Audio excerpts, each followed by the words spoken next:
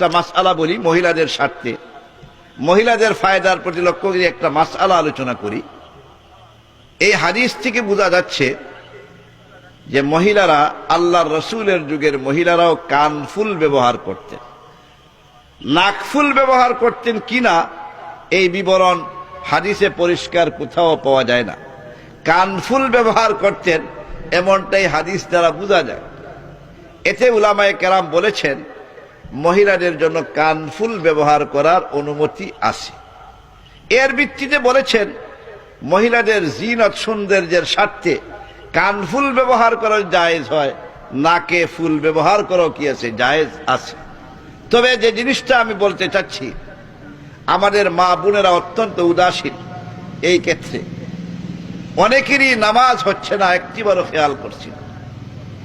কানফুল নাকফুল ব্যবহার করছেন, নামাজ হচ্ছে না, ওযু হচ্ছে না, ফলে নামাজ হচ্ছে না, এইদিকে আমরা খেয়ালই করি না।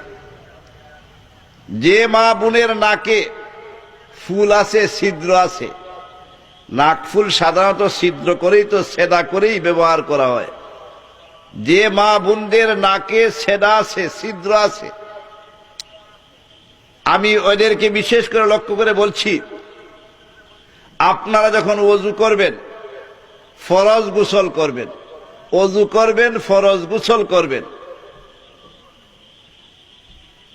অবশ্যই নাকের ছিদ্রের ভিতরে পানি ঢুকাতে হবে।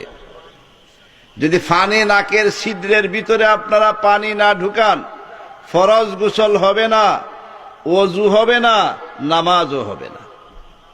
একটা চুল বরাবর জায়গায় যদি শুকনো থাকে নামাজ হবে না, ওযু হবে না, যখন নামাজ হবে না। এজন্য এদিকে আপনাদের খুবই খেয়াল রাখতে হবে। যারা নাকে ফুল ব্যবহার করছেন ছিদ্র করে, এই ছিদ্রের ভিতরে যাতে পানি ঢুকে এই দিকে আপনারা সবাই খেয়াল রাখবেন। অন্যথায় ওযু হবে না, ওযু না হলে নামাজ হবে মনে করেন, ওযু না হলে নামাজ হবে না। ফরজ গোসলও তো হবে না যদি নাকের ছিদ্রের ভিতরে পানি না ঢুকে। অনুরূপভাবে যারা কানফুল ব্যবহার করছেন, যদিও ওযুর সময়ে কানের ছিদ্রে পানি ঢুকানো জরুরি হয় না, ওযুর সময় কান দেওয়া কি জরুরি? কানের ছিদ্রে পানি ঢুকানো জরুরি হবে না, কিন্তু ফরজ গোসলের সময় কিন্তু কানের ছিদ্রের ভিতরে পানি ঢুকাতে হবে। যদি কানের ছিদ্র শুকনা থাকে আপনার গোসল হবে না। গোসল যদি হয় না, পরবর্তীতে শত ওযু করে নামাজ পড়েন, নামাজ হবে? নামাজ হবে না।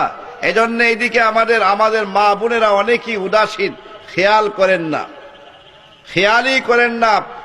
নাকের ছিদ্রের ভিতরে মানে নাকফুল কানফুল সেদার ভিতরে পানি যে ঢুকাতে হবে এই জিনিসটা অনেকে খেয়াল করেন না। এজন্য আপনারা খুবই খেয়াল রাখবেন, সতর্ক থাকবেন।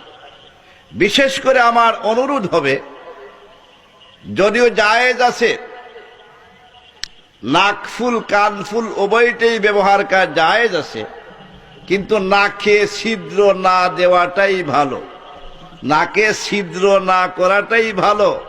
কারণ এখানে প্রয়োজন বেশি হয়। ওযু দৈনিক কমপক্ষে মহিলারা 5 বার করেন, প্রত্যেক মহিলায় প্রত্যেক ওয়াক্তে ওযু করেন।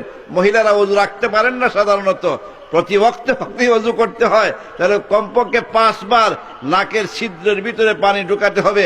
এই ছিদ্র যদি না থাকে এই সমস্যা থেকে বাঁচা সম্ভব কি আছে কিনা। এজন্য আমার অনুরোধ থাকবে, আপনাদের যত মহিলা মেয়ে সন্তান যদি হয় তাহলে নাকে ছিদ্র দেওয়ার চেষ্টা করবেন না, ছিদ্র করবেন না। ছিদ্র ছাড়াই নাকে অলংকার যদি ব্যবহার করতে হয়, ইদানিং ছিদ্র ছাড়াও ব্যবহারের কি আছে, ব্যবস্থা আছে। বরং আমার অনুরোধ থাকবে কানেও যেন কোনো ছিদ্র সেদাসিদির কারবার না হয়। কারণ এতে করে অনেক সময় আপনার মেয়ে খেয়াল করবে না, গোসল তার হবে না, ফরজ গোসল হবে না, ওযু হবে না, নামাজ হবে না। এজন্যে জায়েজ হলেই সব কাজ করতে হয় না। ইদানিং যেভাবে আমরা উদাসীন মাসআলা মাসাইল থেকে, এদিকে খেয়াল করলে এই দুইটা নাকে কানে ছিদ্র করার চেয়ে বিরত থাকাটাই আমি মনে করি উচিত। কি বলেন, উচিত কিনা? আল্লাহর ফজল ও করমে আমার তো 3 মেয়ে, কোনো মেয়ের নাকে কানে কোনো সময় ছিদ্র আমরা করি নাই।